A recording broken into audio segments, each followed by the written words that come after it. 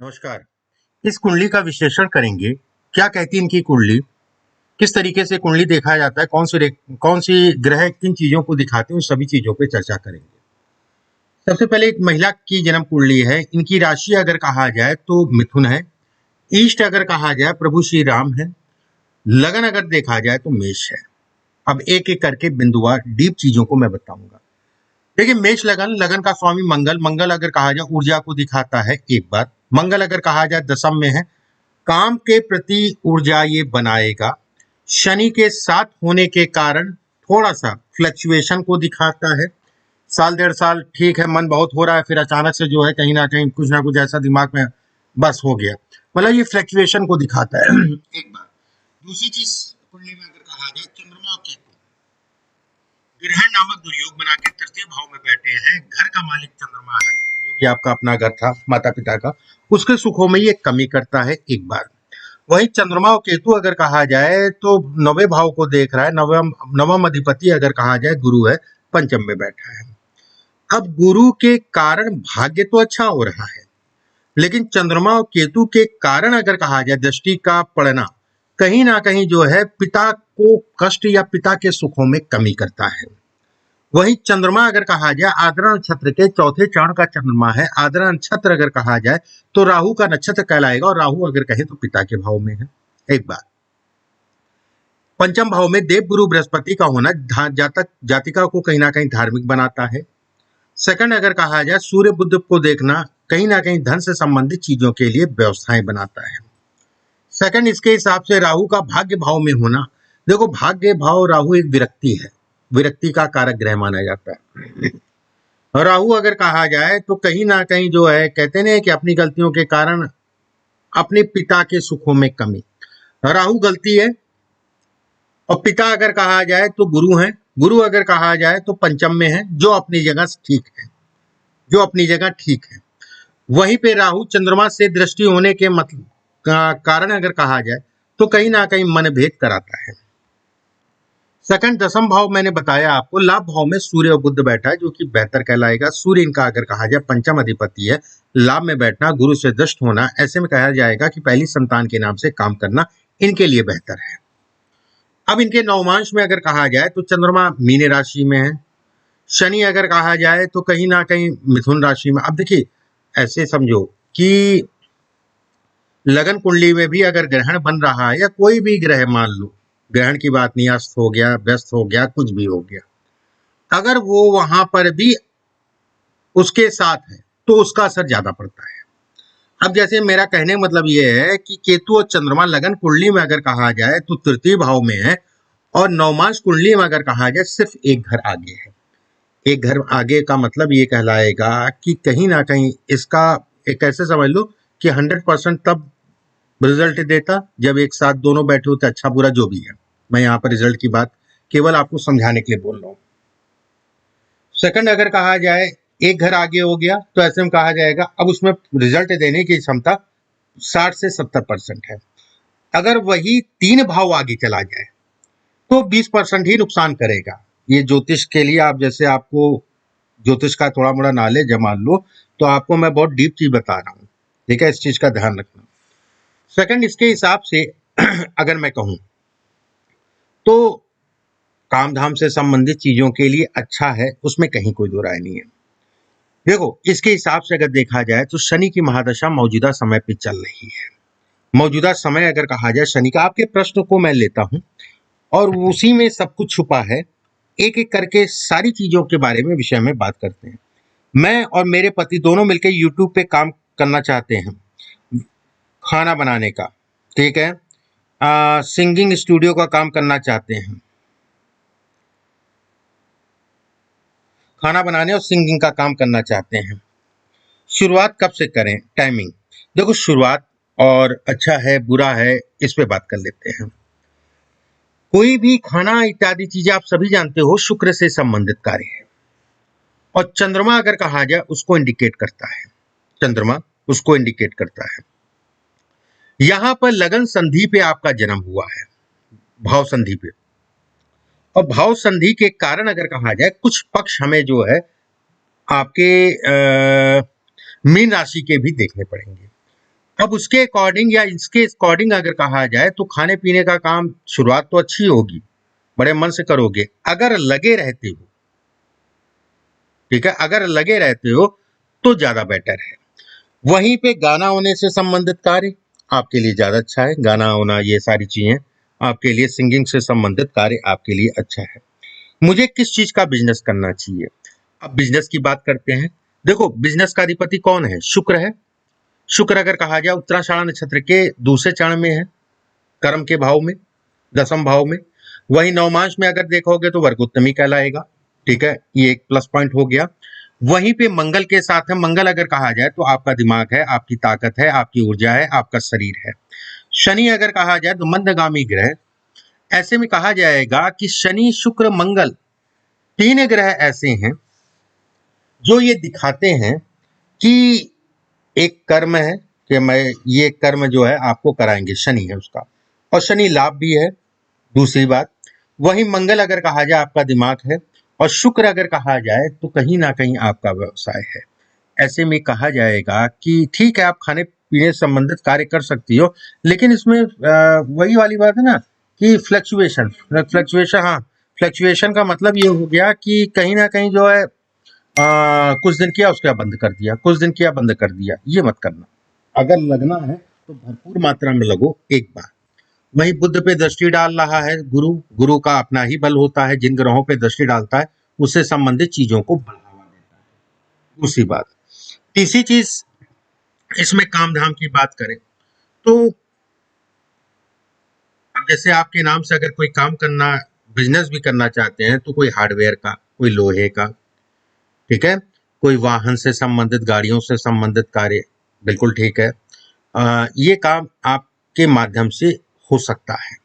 बाकी वो भी गड़बड़ नहीं है, बस लगना पड़ेगा। ये नहीं कि 2 महीना 3 महीना किया उसके बाद छोड़ दिया, इस चीज का ध्यान रखना। मेरा अपना घर कब तक बनेगा? अब देखो, घर की बात करते हैं।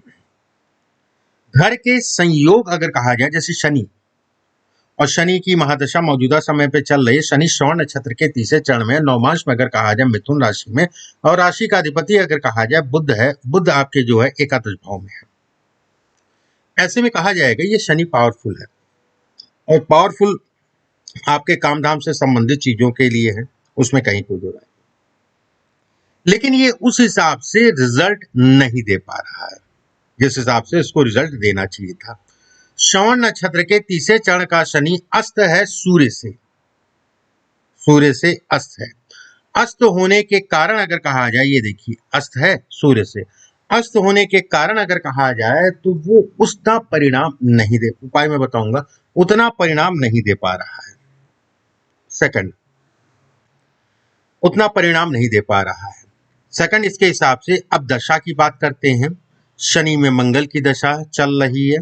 शनि में मंगल की दशा अगर कहा जाए तो शारीरिक कष्टों को देखो, केतु और चंद्रमा, खून खून से संबंधित बीमारी, इन्फेक्शंस, ब्लड रिलेटेड प्रॉब्लम, और तरह तरह की समस्याओं को, हड्डियों की प्रॉब्लम, हड्डियों में जो है पेन होना, इन सभी चीजों को ये इंगित करता है, ये दिखलाता है। वहीं पे सूर्य शनि में अगर कहा जाए तो मंगल राहु, राहु 2025 से लगेगा। शनि में राहु 2025 से लगेगा। ये आपके काम धाम से संबंधित चीजों के लिए ठीक है, उसमें कहीं कोई दो राय नहीं है। लेकिन अब ध्यान से समझना, गोचर में शनि अगर कहा जाए अगले साल अप्रैल में मीन राशि में गोचर करेंगे 2.5 साल के लिए। शनि की दसम दृष्टि अगर कहा जाए राहु पे पड़ेगी। ऐसे में कहा जाएगा कि चंद्रमा से दसम भाव में ये गोचर हो, आपका जो है दसम भाव में ये गोचर होगा, ठीक है, एक बात।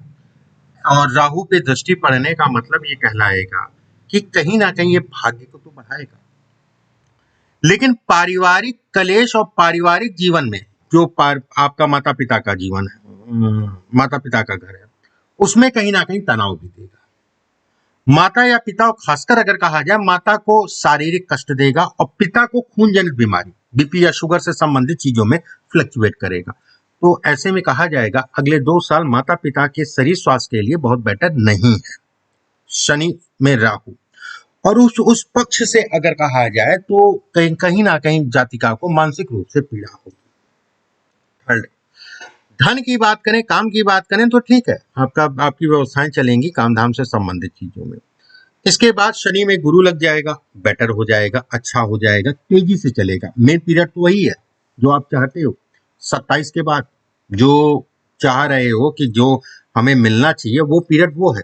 लेकिन ये भी ठीक है काम धाम से संबंधित चीजों में। राहु पे दृष्टि देने का मतलब बस ये है कि जो मैंने शुरुआत में नहीं कहा कि लगे रहना पड़ेगा, दिमागी टेंशन देगा ये, और जो इसको उस बीच में इसको छोड़ के भाग गया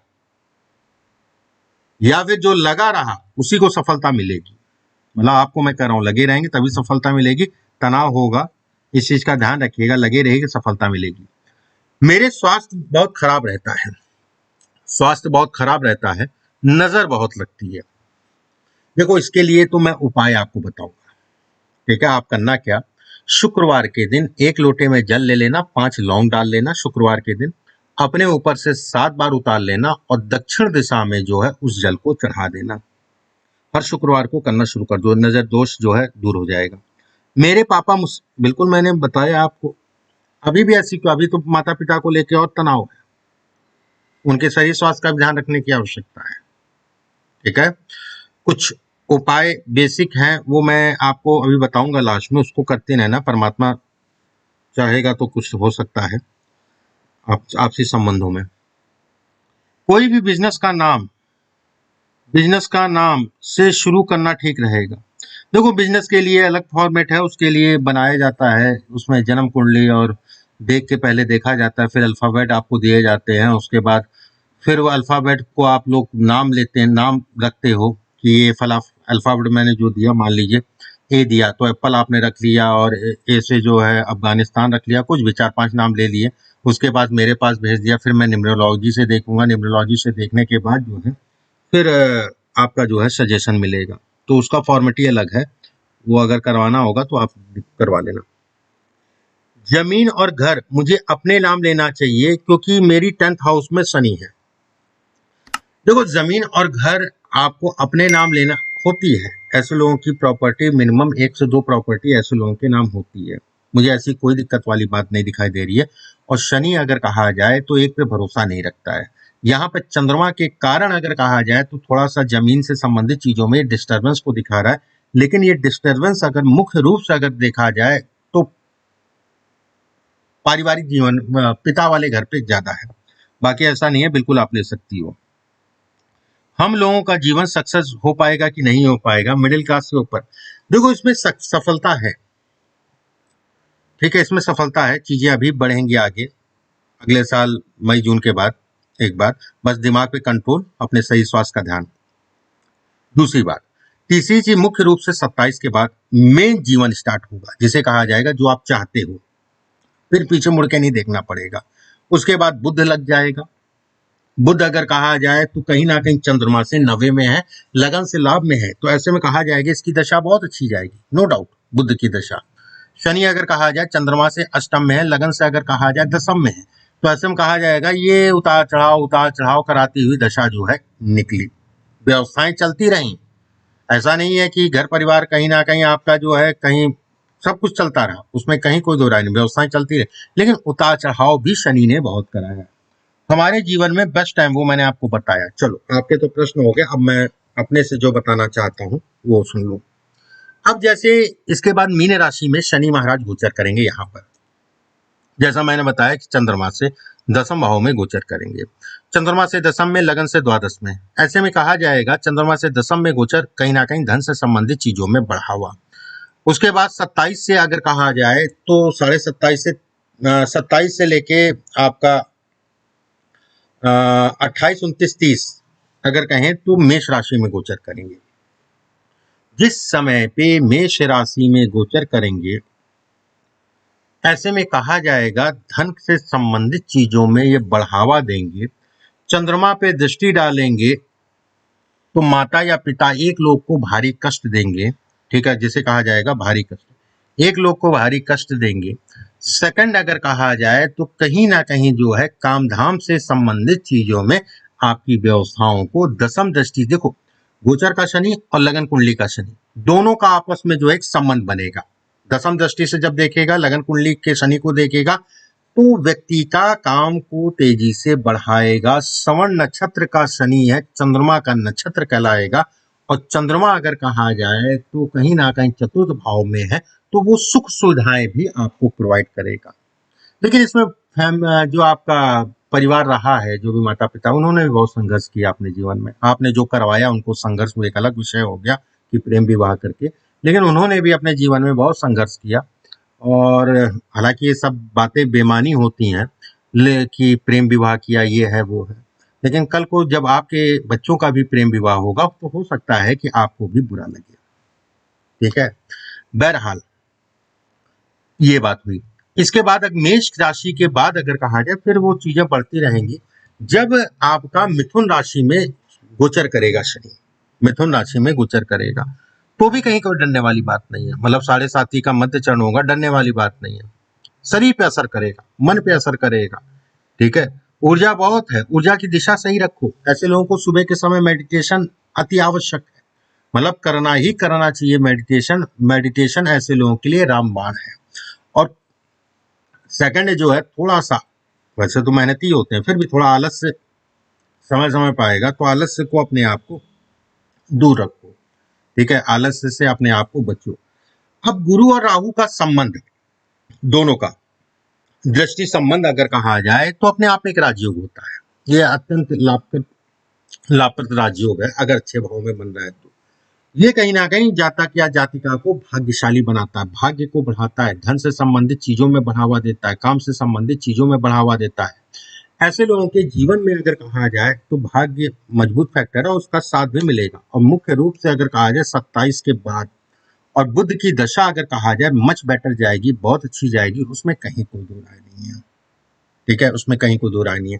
सूर्य नीच का है, कोई बात नहीं, मैंने बहुतेरी जन्म कुंडली में देखा है कि सूर्य नीच का है, ऐसा कुछ नहीं है। सूर्य में बल है। सूर्य का मतलब ये हो गया आपको ऊर्जा देना। देव गुरु बृहस्पति अगर कहा जाए वक्री है, बेटर है, अच्छा है, परिणामों को ये बढ़ाएंगे। लगन की डिग्री कम है, शारीरिक ऊर्जा आपकी कम करेगा। ठीक है, और शनि अस्त है और बुध अस्त है। बुध का अस्त होना अगर कहें तो बहुत मैटर नहीं करता है, शनि का अस्त होना थोड़ा सा इसमें कमजोरी करता है। आपने करना क्या है, अब शनि का अस्त होना है तो आप शनि के संबंधित हनुमान जी की पूजा करिए, जो भी कर पाओ, लेकिन पुखराज जरूर पहने, क्योंकि पुखराज पहनने से जो शनि का अस्त है, मान लो जिसका प्रभाव नहीं मिल रहा है, पुखराज पहनने से ये गुरु और बुध बढ़ेगा, तो उसका प्रभाव आपके ऊपर उधर से कहीं ना कहीं बैलेंस होगा। एक बात। दूसरी चीज, एक अच्छी क्वालिटी का मोती पहनो, मोती। और किसी विद्वान आदमी से अपनी राहु की शांति जरूर करा देना, राहु की शांति जरूर करा देना। थर्ड, इसमें अगर कहा जाए तो शुक्र, मंगल और शनि, ये आपको कर्म को, धन को, इत्यादि चीजों को मजबूत बना रहे हैं, लेकिन अभी इसका पीरियड आएगा। ठीक है, शनि बहुत बलिष्ठ है, मंगल के साथ है, वो उतना भी पावरफुल होने के बाद भी कहीं ना कहीं ऐसे ग्रह परिणाम नहीं दे पाते। और शनि की महादशा अगर कहा जाए तो अच्छी भी रही, कुछ चीजों में खराब भी थी। बुध की महादशा अच्छी होगी, ये तय है। भले आपका बुध अगर कहा जाए षष्ठेश है, तृतीयेश है, बस थोड़ा शरीर स्वास्थ्य, शरीर समय समय पे शरीर स्वास्थ्य वाली प्रॉब्लम बनी रहती होगी। इसके लिए आपको मैंने कहा ये 3-4 उपाय जो मैंने बताया उसको करो। हनुमान जी की पूजा करना ही करना है, और हर मंगलवार शनिवार को सुंदरकांड का पाठ करना शुरू कर दो, हर मंगलवार और शनिवार को। बाकी ठीक है, कहीं कोई डरने वाली बात नहीं है। अभी के लिए बस इतना ही। नमस्कार।